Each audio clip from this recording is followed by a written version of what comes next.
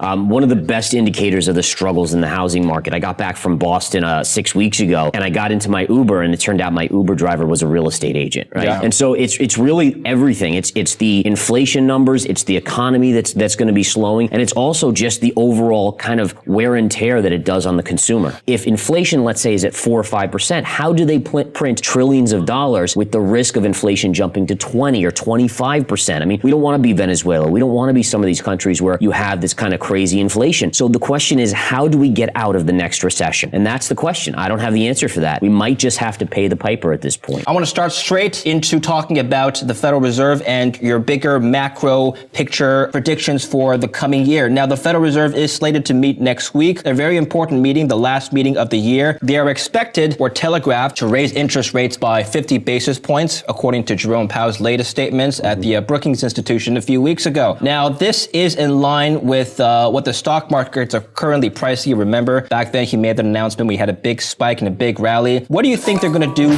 going forward then? I mean, we know they're telegraphed to raise 50 basis points. Should they not surprise the markets? That's on the table. What's after that? Yeah, so you're right on that. 50 basis points is what the market's pricing in. I think that's a no-brainer for next week. My guess is that they'll go to 25 basis point hike after that. And again, I'm looking at the symmetry of what they did, right? When they started raising rates, they started with a 25, they went to 50, then they had 475 hikes, and now they're kind of coming down the mountain on the other side with a 50 and likely 25. And I think by the end of the first quarter of 2023, they're basically not hiking anymore. But the kicker is they're not going to be cutting rates either. And I think that's going to be the shock for the market. No, it's interesting because if you look at the previous rate hike cycles going back to the last 20 years, each rate hike was not as dramatic as this current one that we have. But you're right, the rate stayed consistently high for usually around 6 to 8 months, I believe, was the average time frame of sustained rate hikes before the Fed lowers rates again. And so this time what Jerome Powell is saying is that he's made it very clear he's not going to stop until the job is done. He's also said very clearly that he doesn't want to loosen monetary policy too soon. He said that has been a mistake Federal Reserve has made in the past. So how long do you think the Fed can keep rates high even if they stop raising rates? So I do think inflation will remain elevated, right? Yeah. And elevated to me means 3 to 4%, maybe 5%. So again, it's already coming down. We know it's coming down. Oil prices have come down quite a bit. That's helping bring inflation down. But the key is does it go back to 2 or under percent, which is what the Fed wants? And my answer is no. The wage inflation is going to be sticky. Always keep in mind that when people get paid double what they were making, it's not like that business can double the price of an orange the very next day, right? So it has to be passed through over the course of a series of, let's say, years. And so what it's going to happen is you're going to see prices incrementally move up year over year to compensate for the hike in wages that we've seen around the globe. And I think that's going to mean that inflation stays north of 3% for at least 2 years. Okay, I want to talk about inflation in a bit more detail in just a bit, but going back to your point about 25 basis points on the table, does that mean that markets will take that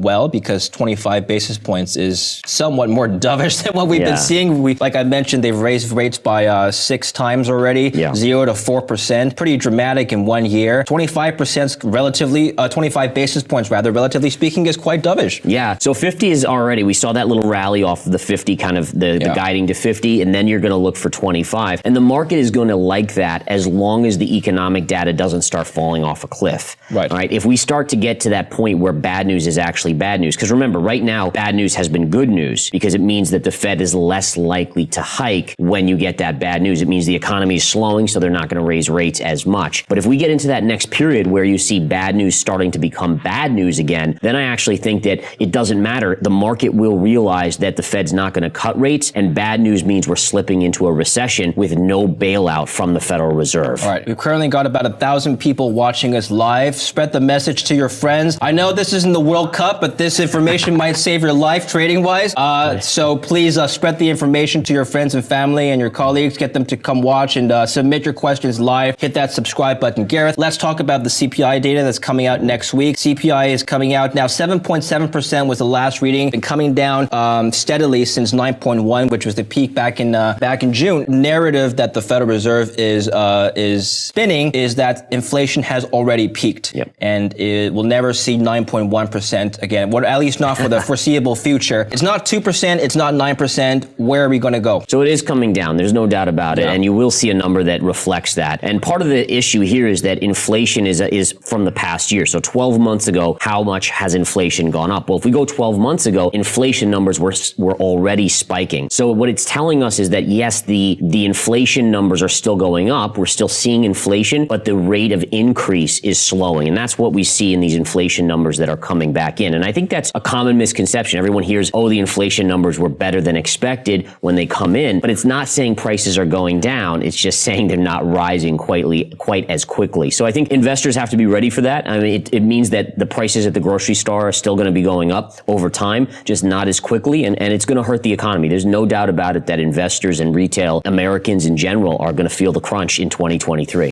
You have inflation, then the Fed's going to basically push us into a recession that they can't bail us out. And remember, since 2009, the Fed has just been printing us out of every trouble, whether it was, you remember obviously 2009, the collapse in the banking sector, all the bailouts that went on and the quantitative easing that was started. And then that basically continued. And in 2018, we saw them say, okay, we got to start raising rates. The market threw this big hissy fit, dropped 20% in a matter of 6 weeks. They actually reversed and started cutting rates again. And then it takes you into COVID, and we know what happened during the COVID crisis with them printing even more money. And that was the massive printing of money that we saw. Yeah. And so it's really everything. It's the inflation numbers, it's the economy that's going to be slowing, and it's also just the overall kind of wear and tear that it does on the consumer. Well, on the bright side, now is a good time to use tax loss harvesting. That's right. But for those of us who are just more forward-looking, let's talk about the housing market real quickly. Mm-hmm. Pending home sales in the U.S. down 37%, close to 40% in October. Yeah. That's worse than 2008. And I don't see a Lehman-style collapse just yet. People are free to go out and buy homes. We're not in a COVID lockdown. So what's going on? Yeah, so there's no doubt about it that when you see the 30-year at 7% and home prices are still elevated, very, very elevated, there's not a lot of people that can afford that monthly payment. One of the best indicators of the struggles in the housing market, I got back from Boston 6 weeks ago, and I got into my Uber, and it turned out my Uber driver was a real estate agent, right? Yeah. So that tells you everything you need to know about real estate right now. I don't necessarily see that same sort of 2008 collapse yet, but it is something we have to monitor. And I think you have to expect that if interest rates are going to remain elevated, then home prices probably have 20 to 30% downside from their highs. That is something that the Dallas Fed has even said. The government, the Dallas Fed, has issued a report recently saying that in a bad scenario, housing prices could depreciate a further 20% from current levels. And importantly, they said this could bring down consumer spending even more. Yeah. Because if you feel like your home is worth less, you feel poor. Well, it's the wealth effect, right? It's everything to do with 401ks that when the Fed talks the market down, and remember, the Fed has done that, right? They see the market rallying and they'll say, hey, listen, we're going to be more hawkish, and the market sells off. They don't want the stock market to be up to all-time highs because it creates this wealth effect where people say,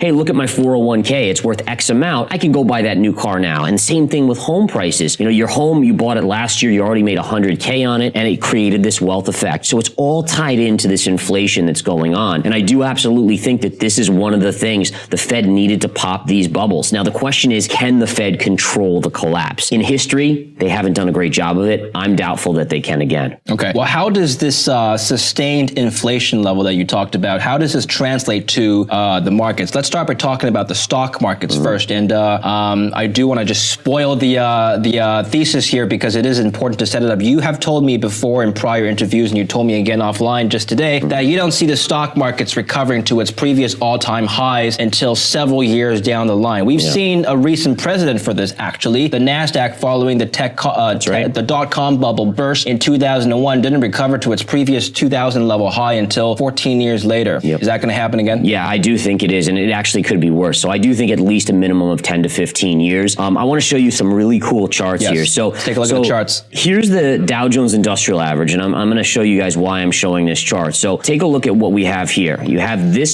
sort of pattern, which is basically this M pattern top in 1915 to looks like right around 1921. All right, and again, you're going to say, well, why the heck is Gareth going back to this period? And then look at the run that the Dow Jones Industrial Average had for the next, basically in the roaring 20s to obviously the Great Depression, the collapse, the crash of 29. And so if you look at that, and now let's just go right to the S&P 500. And this is where it gets crazy, right? So what we can see is that same sort of pattern formation from the dot-com bubble, the dot-com collapse, the real estate bubble, the real estate collapse, and then look at the massive run we've had. Now, a lot of people would say, okay, that's just a chart. It's just, it's a coincidence. But what you have to do is you have to delve deeper. And this is where I love being a student of history. And what you do is you look at what was going on in the early 1900s, 1915, 1920s. And what was happening was cars were becoming more and more the norm. Electricity was becoming more and more the norm. Well, what did that give us? It gave the consumer light at night. They could go out at night. They could go to speakeasies, spend money. They could drive more than, before cars, you were limited to the distance you could go if you wanted to go to the general store, right? And so you had all these things coming into play that created a consumer that could get out there and spend money. Then look at what the lending stuff was in the 20s. There was lending policies that are very similar to a lot of the lending stuff that we're seeing. Now, if we go to the current times in the S&P 500, in the dot-com era, what do we know happened? The internet emerged, right? And the internet basically gave, do you shop on Amazon? I do. Well, so do I. And think about that. Now you didn't even have to leave your house to shop and spend money. And so there's these coordinative factors that make me think that we're very similar to what happened in the 19 teens to the 20s leading into the into the Great Depression. And I don't want to, it's hard for me not to jump to that conclusion, but I am very concerned that we could see something like that occur. We're about to jump into the 20s? Yeah. The roaring 20s? Roaring 20s. Okay, so that should be good for the markets, not bad. No, because if you look at the chart, if you look at this chart, look at the S&P run. Yeah. And then if we flip over to the run from the 20s, we're at the end of the roaring 20s. Okay, we're running towards the end. We're running out of steam. The same sort of movement is there. Well, we're only going to run out of steam if people run out of money. Is that the case? Well, think about it. Let's say housing prices drop 20, 30%. Let's say your 401ks, let's say the stock market goes down 50%. Now let's take it a step further and say the Federal Reserve will not be coming in to print money, because if inflation, let's say, is at 4 or 5%, how do they print trillions of dollars with the risk of inflation jumping to 20 or 25%? We don't want to be Venezuela. We don't want to be some of these countries where you have this kind of crazy inflation. So the question is, how do we get out of the next recession? And that's the question. I don't have the answer for that. We might just have to pay the piper at this point. Click here to watch Gareth Soloway make his predictions for the best investments that will yield the highest returns in 2023.